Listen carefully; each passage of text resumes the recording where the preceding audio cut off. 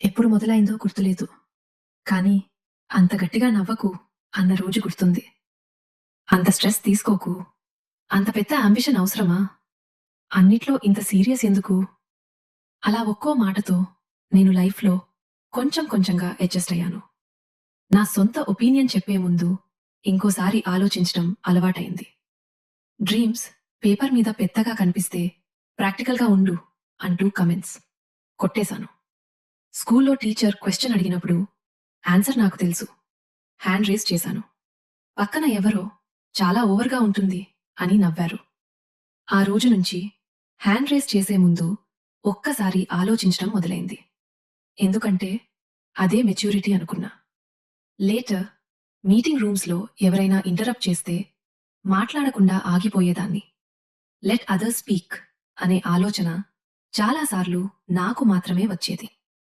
కానీ టైం గడిచే కొద్దీ గమనించడం మొదలుపెట్టా. అమ్మ ఎప్పుడూ అందరికీ వడ్డించాకే తను తినేది. నాకు అలసటగా ఉంది అనలేదు. ఇంటి పనిచేసే యాంటీ ఇవాళ రాలేను అనడం నేను చాలా రేర్‌గా వినేదాన్ని. వెజిటబుల్స్ అమ్మే ఆవిడ ఒక్క రూపాయి అటూ ఇటూ అయినా ఏమీ అనేది కాదు. వాళ్ళని కూడా ఎవరో ఎప్పుడో కొంచెం తగ్గు అని ఉండాలి. కానీ వాళ్ళు పూర్తిగా తమను తాము కోల్పోలేదు. ఎప్పుడు మాట్లాడాలి, ఎప్పుడు వినాలి, ఎప్పుడు ఇన్సిస్ట్ చేయాలి అనేవి మనకు తెలిసి ఉండాలి. ఇప్పుడు ఎవరైనా ఇంత స్ట్రెస్ తీసుకోకు అంటే నేను జస్ట్ స్మైల్ ఇచ్చి వదిలేస్తా.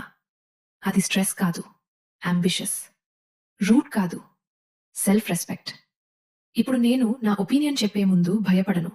డ్రీమ్స్ గురించి డైరీలో రాసుకుంటూ వాటిని ఒక్కొక్కటిగా అచీవ్ చేస్తున్నా. ఇప్పుడు నేను ష్రింక్ అవ్వను. వేరే వాళ్ళ కోసం నన్ను నేను ప్రూవ్ కూడా చేసుకోను. స్పేస్ తీసుకుంటాను.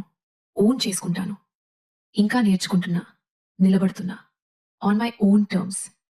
And that is worth celebrating. Happy women's day.